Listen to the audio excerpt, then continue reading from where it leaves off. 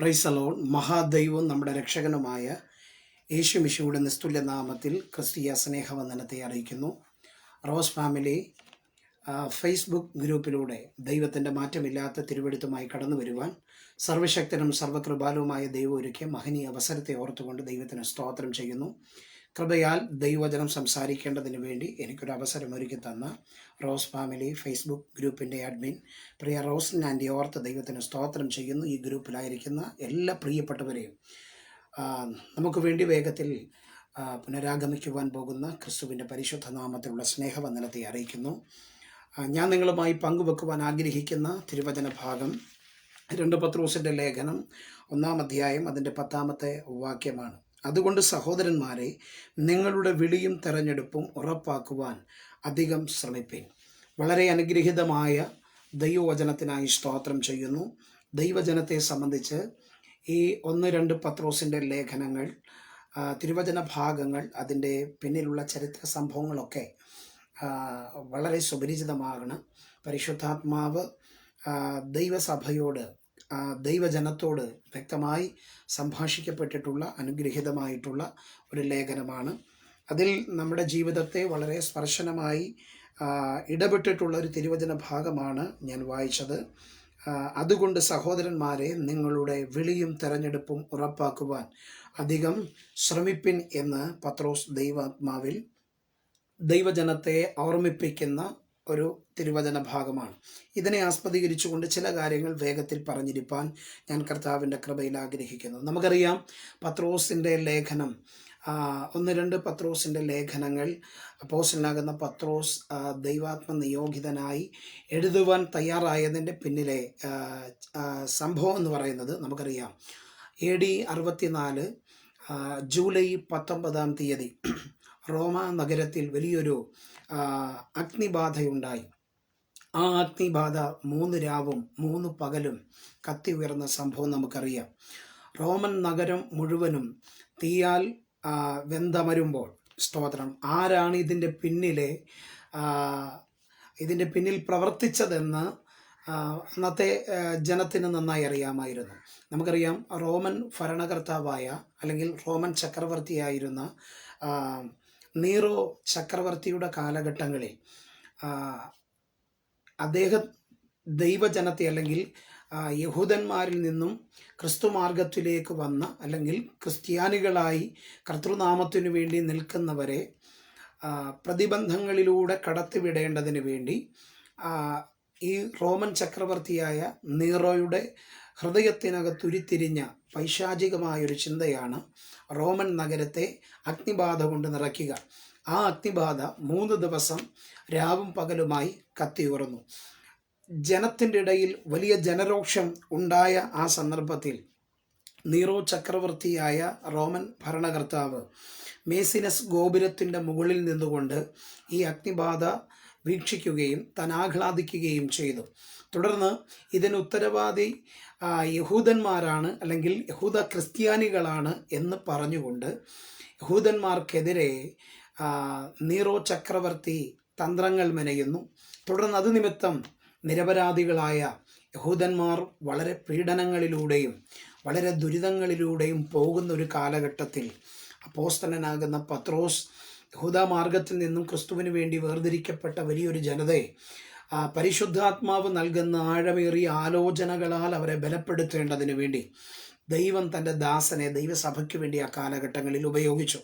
നമുക്കറിയാം, ഈ 1-2 ലേഖന ഭാഗങ്ങളിൽ നിന്നും, പത്രോസിൻ്റെ ലേഖന ഭാഗങ്ങളിൽ നിന്നും അക്കമിട്ട് ചില കാര്യങ്ങൾ പഠിക്കുകയാണെങ്കിൽ, ഈ നീറോ ചക്രവർത്തിയുടെ പൈശാചിക നിഗൂഢതകൾക്കകത്ത് നിന്നും ഉരുത്തിരിഞ്ഞ ഒന്നാണ് റോമൻ നഗരിയിൽ തീയിടുക, അത് യഹൂദന്മാരുടെ മേൽ ചാർത്തുക.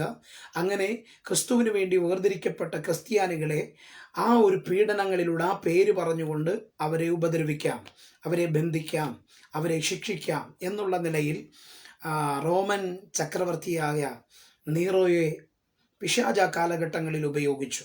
അങ്ങനെ ദൈവജനം പ്രതിസന്ധിയിലൂടെ കടന്നു പോകുമ്പോൾ അവരെ ദൈവത്തിൻ്റെ വചനത്താൽ ഉറപ്പിക്കുവാൻ, ലേഖനത്തിൽ നിന്നും ഉരുത്തിരിയുന്ന ആത്മീയ ആലോചനകളാൽ അവരെ ബലപ്പെടുത്തേണ്ടതിന് വേണ്ടി ദൈവപുരുഷനായ പത്രോസിൻ്റെ നാവിൽ ദൈവം വചനങ്ങൾ പകരുകയാണ്. നമുക്കറിയാം, ഈ ലേഖനം എഴുതുവാനുണ്ടായ ചില കാരണങ്ങളെക്കുറിച്ച് ഈ 1-2 ലേഖന ഭാഗങ്ങളിൽ നിന്നും തന്നെ നമുക്ക് മനസ്സിലാക്കാൻ കഴിയുന്നുണ്ട്. 1 പത്രോസിൻ്റെ ലേഖനം 1-ാം അധ്യായം 6-ാം വാക്യം വായിക്കുമ്പോൾ ഈ ലേഖനം എഴുതുവാൻ ഉണ്ടായതിൻ്റെ ഒരു കാരണത്തെക്കുറിച്ച് പറയുന്നു. അവർ നാനാ പരീക്ഷകളാൽ ദുഃഖിച്ചിരിക്കുന്ന സമയത്ത് ഈ ലേഖനം എഴുതുന്നു. അപ്പോൾ ഇവർക്കുണ്ടായിക്കൊണ്ടിരിക്കുന്ന പ്രതിസന്ധി എന്ന് പറയുന്നത് അത് വലിയ പ്രതിസന്ധിയായിരുന്നു. അതിൻ്റെ നടുവിൽ ഇവർ നാനാ പരീക്ഷകളിലൂടെ കടന്നുപോയി. അതിനുവേണ്ടി ഈ ലേഖനം എഴുതുകയാണ്. ഇനി 3-ാം അധ്യായം അതിൻ്റെ 16-ാം വാക്യം വായിക്കുമ്പോൾ അവർ ചീത്തയായി നടക്കുന്നു എന്ന് അവർക്കെതിരെ ആരോപണം ഉയർത്തുന്നു എന്ന് നമുക്കവിടെ കാണുവാൻ കഴിയുന്നുണ്ട്. ദൈവത്തിൻ്റെ ജനം വിശുദ്ധിക്കും വേർപാടിനും വേണ്ടി നിന്നപ്പോൾ അവരെ മലിനമാക്കുവാൻ നോക്കിയ പലവിധമാകുന്ന ദുർവർത്തമാനങ്ങളിലൂടെ അവർക്കെതിരെ പിശാച് വ്യക്തികളെ ഉപയോഗിക്കുകയാണ്. അപ്പോൾ ദൈവത്തിൻ്റെ ഭക്തനാകുന്ന പത്രോസ് അവരെ ലേഖനങ്ങളിലൂടെ ഉറപ്പിക്കുകയാണ്. ഇനി 4-ാം അധ്യായം അതിൻ്റെ 12-ാം വാക്യം വായിക്കുമ്പോൾ അഗ്നി പരിശോധനയിലൂടെ അവർ കടന്നു പോകുന്നു എന്ന് നമുക്കിവിടെ കാണാൻ കഴിയുന്നുണ്ട്. അപ്പോൾ അഗ്നി പരിശോധനയുടെ ചൂളയിലൂടെ അവർ കടന്നു പോകുമ്പോൾ സർവശക്തനായ ദൈവം പത്രോസിനെ അവർക്ക് വേണ്ടി ഉപയോഗിക്കുന്നു. 3-14 വായിക്കുമ്പോൾ നീതി നിമിത്തം കഷ്ടം സഹിക്കുകയായിരുന്നു ദൈവത്തിൻ്റെ ജനത്തെ സംബന്ധിച്ച് പത്രോസ് അവിടെ വിശദീകരിക്കുന്നുണ്ട്. എന്ന് പറഞ്ഞാൽ അവർ ഒരു തെറ്റും ചെയ്തിട്ടില്ല.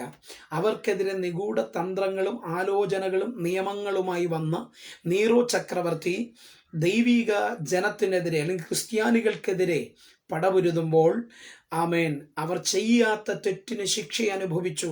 പക്ഷേ പത്രോസ് അതിനെ ആത്മാവിൽ കാണുന്നു. നീതി നിമിത്തം കഷ്ടം സഹിക്കുകയായിരുന്നു അവർ എന്ന് 3-14 പറയുന്നു. ഇനി 4-ാം അധ്യായം അതിൻ്റെ 19-ാം വചനഭാഗത്തിലേക്ക് വരുമ്പോൾ ഇതിൻ്റെ മധ്യത്തിൽ തങ്ങളുടെ പ്രാണനെ വിശ്വസ്തനായ ശ്രേഷ്ഠാവെങ്കിൽ ഭരമേൽപ്പിച്ചു മുൻപോട്ട് പോകുന്ന ദൈവജനത്തെ സംബന്ധിച്ച് പത്രോസ് അവിടെ വിശദീകരിക്കുന്നുണ്ട്.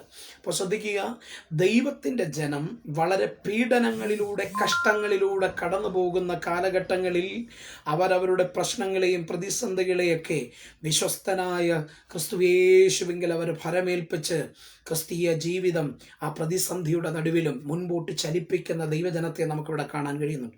5-ാം അധ്യായം 9-ാം വാക്യത്തിലേക്ക് വരുമ്പോൾ ലോകത്തിൽ എങ്ങുമുള്ള തങ്ങളുടെ സഹോദരവർഗം കഷ്ടപ്പാട് സഹിക്കുകയായിരുന്നു.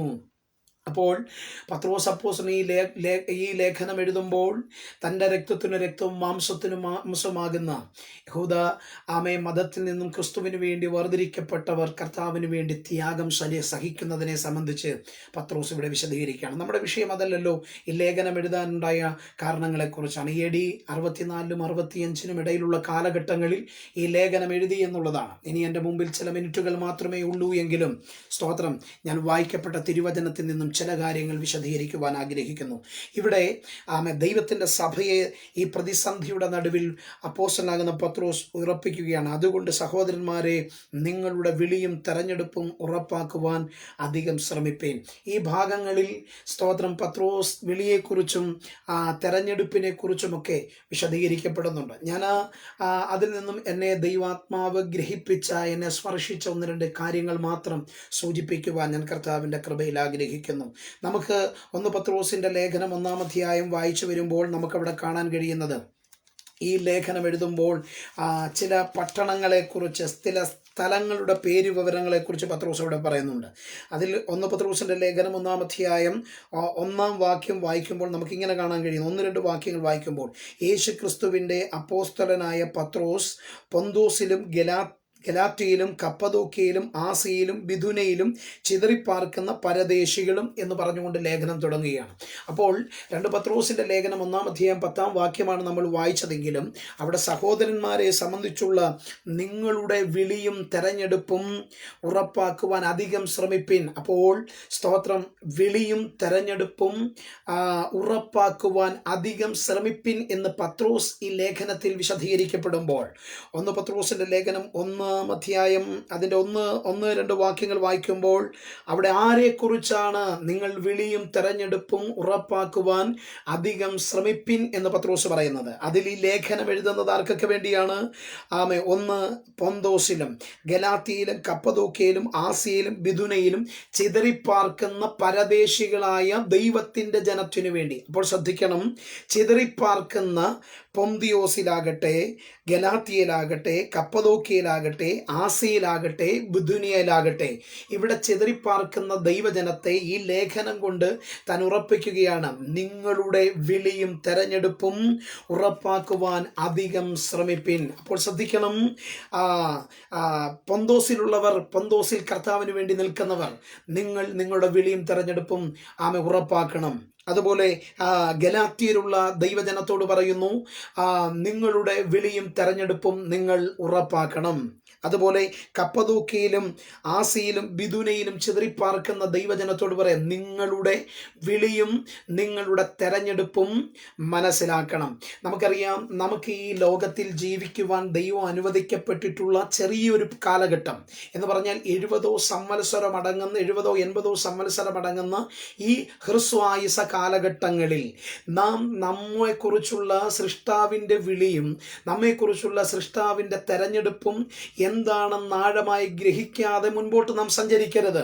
ഇവിടെ ഈ ലേഖനത്തിലൂടെ അപ്പോസ്തലനാകുന്ന പത്രോസ് പറയുകയാണ്, പൊന്തോസിൽ പാർക്കുന്ന ദൈവമക്കളാകട്ടെ, ഗലാത്യയിൽ പാർക്കുന്ന ദൈവമക്കളാകട്ടെ, അതുപോലെ കപ്പദോക്യയിലും ആസിയയിലും ബിദുനയിലും പാർക്കുന്ന ദൈവമക്കളാകട്ടെ, നിങ്ങളെക്കുറിച്ചുള്ള സൃഷ്ടാവിൻ്റെ വിളി, സൃഷ്ടാവിൻ്റെ തെരഞ്ഞെടുപ്പ് എന്താണെന്ന് ഗ്രഹിച്ച് നിങ്ങൾ കർത്താവിനെ ആരാധിക്കണം.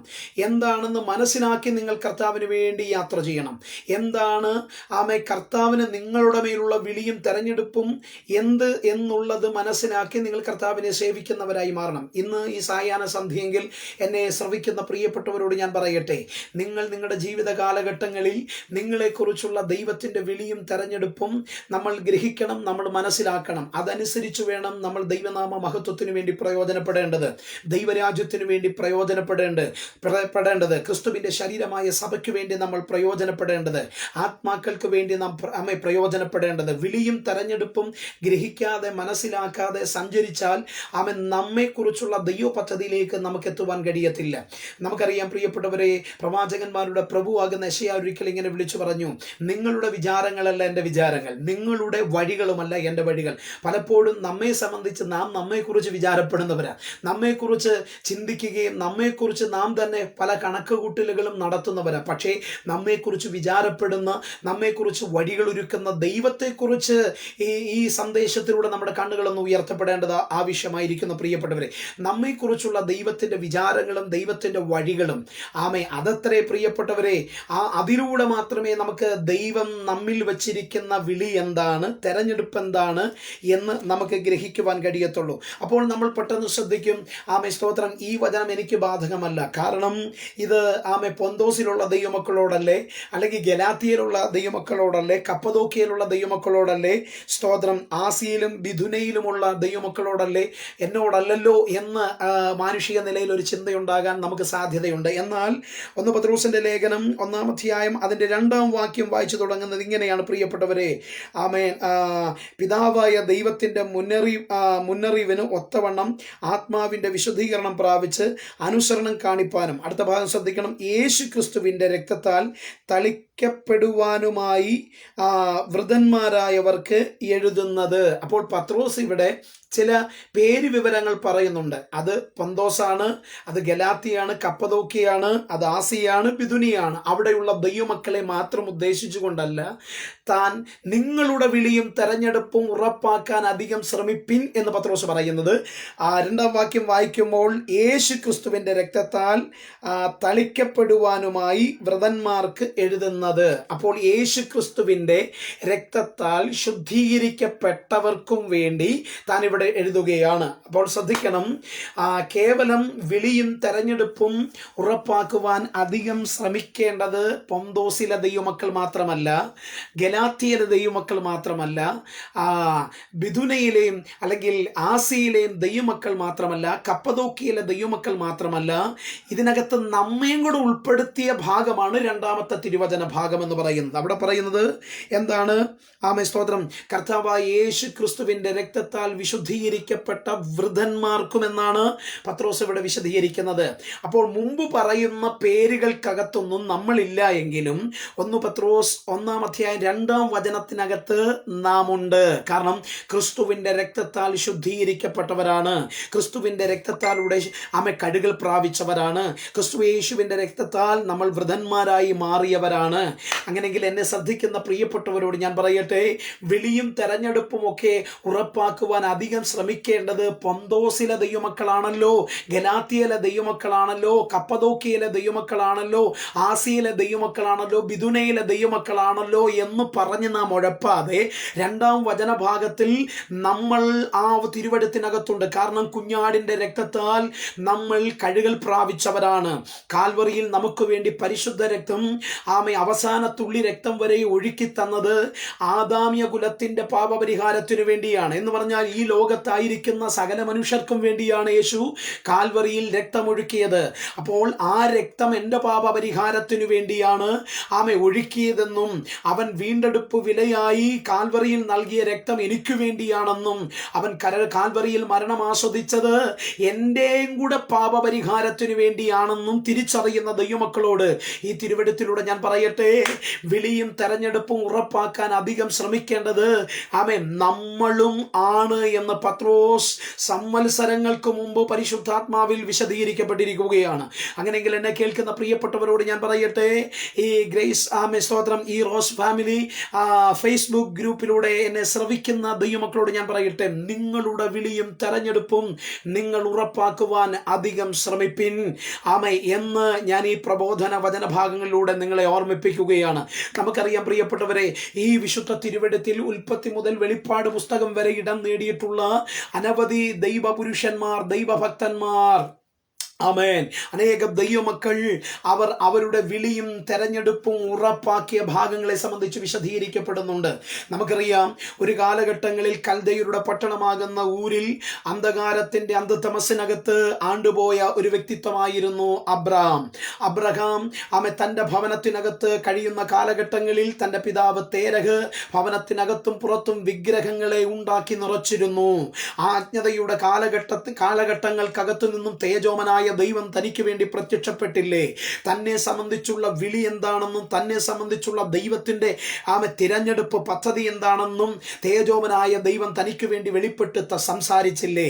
താൻ ജനിച്ചു വളർത്തപ്പെട്ട മണ്ണിൽ എന്നും കഴിഞ്ഞുകൂടേണ്ടവനല്ല എന്നും തനിക്ക് വേണ്ടി ദൈവം ഒരു ദേശം കാണിച്ചിട്ടുണ്ട് എന്നും തന്നെക്കുറിച്ച് സത്യദൈവത്തെ അറിയേണ്ടതിനും ആ ദൈവത്തിന്റെ പിന്നാലെ അനുഗമിക്കേണ്ടതായിട്ടും തന്നാൽ സകല ജാതികളും അനുഗ്രഹിക്കപ്പെടണമെന്നും ഉള്ള ദൈവത്തിന്റെ പദ്ധതിയിലേക്ക് തന്നെ കൊണ്ടുപോകുന്ന സംഭവം നമുക്കറിയാം. ഇസ്രായേലിൽ ജനിച്ചു വളർത്തപ്പെട്ട മോശയുടെ ചരിത്രം എങ്ങനെയായിരുന്നു? 120 സംവത്സരം ജീവിച്ച മോശ 40 സംവത്സരം മിസ്രൈമിൽ ഫറവോന്റെ പുത്രിയുടെ മകൻ എന്ന പേരിൽ അറിയപ്പെട്ടില്ലേ? അവിടെ നിന്നും ആ മനുഷ്യൻ ഇത്രോവിന്റെ ആടുകളെ മേയിച്ചുകൊണ്ട് മരുഭൂമിയിൽ 40 സംവത്സരം സഞ്ചരിച്ചില്ലേ?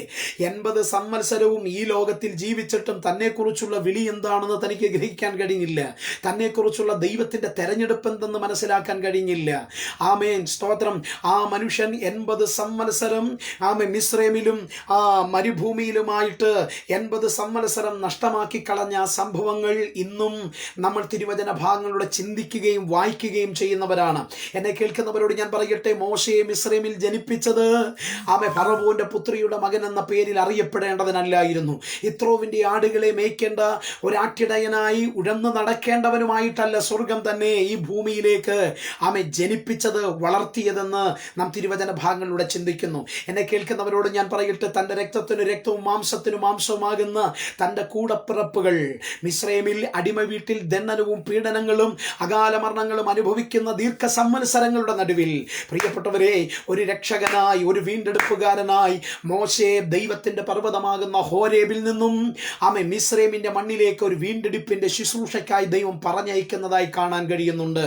എന്നെ കേൾക്കുന്നവരോട് ഞാൻ പറയട്ടെ, ഈ കാലഘട്ടങ്ങളിലും ദൈവത്തിൻ്റെ പദ്ധതിക്ക് വേണ്ടി ഈ ഭൂമിയിൽ ദൈവം ജനിപ്പിച്ച് വളർത്തുന്ന അനവധി ആളുകൾ, അത് സ്ത്രീ പുരുഷ വ്യത്യാസം കൂടാതെ അനവധി ആളുകൾ തങ്ങളുടെ മേലുള്ള ദൈവത്തിൻ്റെ വിളി അറിയാതെ, തങ്ങളുടെ മേലുള്ള ദൈവത്തിൻ്റെ തെരഞ്ഞെടുപ്പ് ഗ്രഹിക്കാതെ അത് ഒരു പക്ഷേ പ്രവചനാത്മാവിൽ കേട്ടിട്ടുണ്ട്, ദൈവവചനത്തിലൂടെ കേട്ടിട്ടുണ്ട്, സ്തോത്രം, അനവധി പ്രവാചക ഗണങ്ങളിലൂടെ മുൻപിൽ കൊണ്ടു നിർത്തി നീ ദൈവത്തിൻ്റെ വിളിക്കകത്തും തെരഞ്ഞെടുപ്പിനകത്തും ഉള്ള വ്യക്തിയാണെന്ന് പറഞ്ഞിട്ട് പോലും ദൈവത്തിൻ്റെ ആലോചനകളെയും പ്രമാണങ്ങളെയും പുറകിലേക്ക് വലിച്ചെറിഞ്ഞുകൊണ്ട് ദൈവത്തിൻ്റെ തെരഞ്ഞെടുപ്പിലേക്കും വെളിയിലേക്കും സമീപിക്കുവാൻ കഴിയാതെ വണ്ണം സഞ്ചരിക്കുന്ന എത്രയോ വ്യക്തിത്വങ്ങൾ ഇന്ന് ഈ ലോകത്തിലുണ്ട്. പ്രിയപ്പെട്ടവരെ, നമുക്കറിയാം, ഒരിക്കൽ കാട്ടത്തിപ്പഴം പറിക്കി നടന്ന മനുഷ്യനായിരുന്നു ആമോസ്. പിൽക്കാലത്ത് ആ മനുഷ്യൻ, സ്തോത്രം, ഇസ്രായേലിൻ്റെ പ്രവാചക വരുണ്യനായി മാറിയില്ലേ?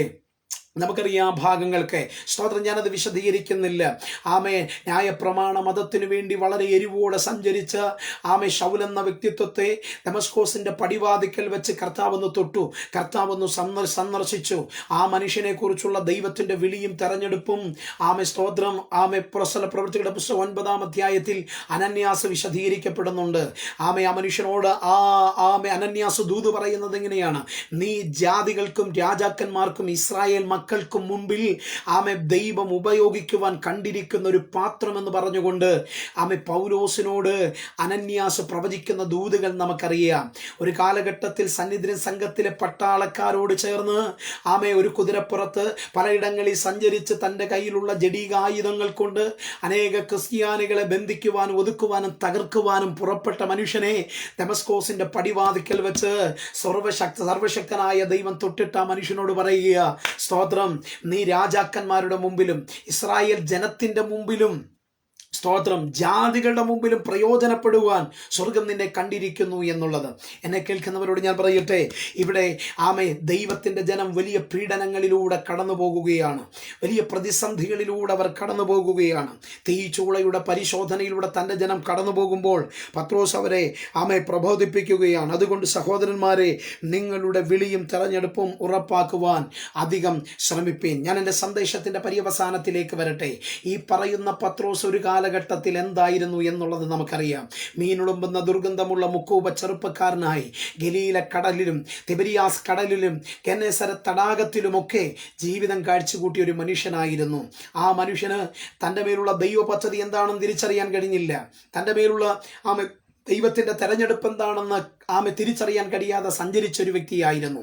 എന്നാൽ തിരുവചന ഭാഗം പറയുന്നു, ആ മനുഷ്യൻ്റെ പടകിൻ്റെ സമീപേ നസറയനായ യേശു വന്നന്ന് തനിക്കുള്ളതൊക്കെ ഉപേക്ഷിച്ചുകൊണ്ട് ആ സമുദ്ര തീരത്തോട്, ആ വലയോട്, പടകിനോട്, ആ സാഹചര്യത്തോട് എന്നേക്കുമായി ഗുഡ് ബൈ പറഞ്ഞ് ആ മനുഷ്യൻ തന്നെ വിളിച്ചവനും തെരഞ്ഞെടുത്തവനുമായ യേശുവിൻ്റെ പിന്നാലെ അനുഗമിച്ച സംഭവം നമുക്കറിയാം.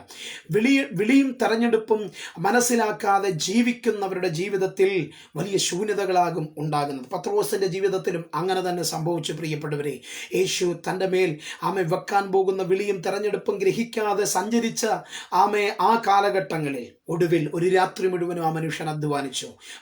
വല മാറി മാറി വീശി. ഗലീല കടലിൽ നിന്നും ആ മനുഷ്യനൊന്നും ലഭ്യമായിട്ടില്ല. ഒടുവിൽ സംഭവിക്കുന്നത് എന്താണെന്നറിയാമോ? പടക് ശൂന്യം, വല ശൂന്യം. തൻ്റെ ജീവിതത്തിൽ താങ്ങാൻ കഴിയാത്ത പാപത്തിൻ്റെ ഭാരങ്ങളെ വഹിച്ചുകൊണ്ട് ആ മനുഷ്യൻ നിൽക്കുമ്പോൾ തന്നെ വിളിക്കുവാൻ, തെരഞ്ഞെടുക്കുവാൻ വന്നവൻ്റെ വാക്കുകളെ അനുസരിക്കുവാൻ ആ മനുഷ്യൻ തയ്യാറായപ്പോൾ ആ മനുഷ്യൻ്റെ ജീവിതം ഒരു അനുഗ്രഹ സമൃദ്ധിയിലേക്ക് എത്തുന്നതായി നമുക്ക് കാണാൻ കഴിയുന്നുണ്ട്. ആ പത്രോസിനെ ദൈവിക വിളിയിലേക്കും തെരഞ്ഞെടുപ്പിലേക്കും കൊണ്ടു നിർത്തി ദൈവം അസാധാരണമായി പിൽക്കാലഘട്ടങ്ങളിൽ ഉപയോഗിക്കുന്നതായി കാണുന്നു. ഞാനത് വിശദീകരിക്കുന്നില്ല. ദൈവമക്കളെ, ഈ കാലഘട്ടങ്ങളിൽ നമ്മുടെ പ്രാർത്ഥന, നമ്മുടെ ആരാധനകൾ, നമ്മുടെ സുവിശേഷ പ്രവർത്തനങ്ങൾ, ദൈവം നമ്മെ ഏൽപ്പിച്ചിരിക്കുന്ന ദൗത്യങ്ങൾ, ദൈവം നമ്മുടെ മേൽ വെച്ചിരിക്കുന്ന വാഗ്ദത്തങ്ങൾ വിജയകരമാകണമോ? നമ്മെക്കുറിച്ചുള്ള ദൈവത്തിൻ്റെ വിളിയും തെരഞ്ഞെടുപ്പും നമ്മുടെ ഈ കാലഘട്ടങ്ങളിൽ തിരിച്ചറിയുന്നവരായി മാറട്ടെ. അതറിയാതെ സഞ്ചരിക്കുന്നവരല്ല. പത്രോസിന് പറയുവാനായിട്ടുള്ളത്, സ്തോത്രം, പൊന്തോസിലുള്ള ദൈവം ദൈവമക്കളോട് മാത്രമല്ല, ഗലാത്തിയിലുള്ള ദൈവമക്കളോട് മാത്രമല്ല, ആസിയയിലുള്ള ബിദുനയിലുള്ള ദൈവമക്കളോട് മാത്രമല്ല, കപ്പദോക്യയിലുള്ള ദൈവമക്കളോട് മാത്രമല്ല, അവൻ്റെ രക്തത്താൽ ശുദ്ധീകരിക്കപ്പെട്ട വൃതന്മാരോടും പത്രോസിന് പറയുവാനായിട്ടുള്ളത്. എന്ന് പറഞ്ഞാൽ കർത്താവായ യേശു ക്രിസ്തുവിൻ്റെ വരവ് ഈ മേഘത്തട്ടിൽ എടുക്കുന്ന സമയം വരെയും യേശുവിൻ്റെ രക്തത്താൽ ശുദ്ധീകരിക്കപ്പെട്ട് പ്രദസ്തരായി നിൽക്കുന്ന തൻ്റെ ജനത്തോട്, തൻ്റെ സഭയോട് പറയുവാനായിട്ടുള്ളത്. നമ്മുടെ വിളിയും തെരഞ്ഞെടുപ്പും ഉറപ്പാക്കുവാൻ അധികം ശ്രമിപ്പിൻ. നമ്മുടെ കണ്ണുകൾ ഒരു നിമിഷം അടയ്ക്കാം, നമുക്ക് പ്രാർത്ഥിക്കാം. ഞങ്ങളുടെ നല്ല ദൈവമേ, വിശ്വസ്ത പിതാവേ, നസ്രനായ യേശുവിൻ്റെ നാമത്തിൽ ഞങ്ങൾ പ്രാർത്ഥിക്കുന്നു. ദൈവമേ, ഈ മീഡിയയിലൂടെ വചനം കേട്ട പ്രിയപ്പെട്ടവർക്ക് ഈ വചനം ഒരു അനുഗ്രഹമാകട്ടെ.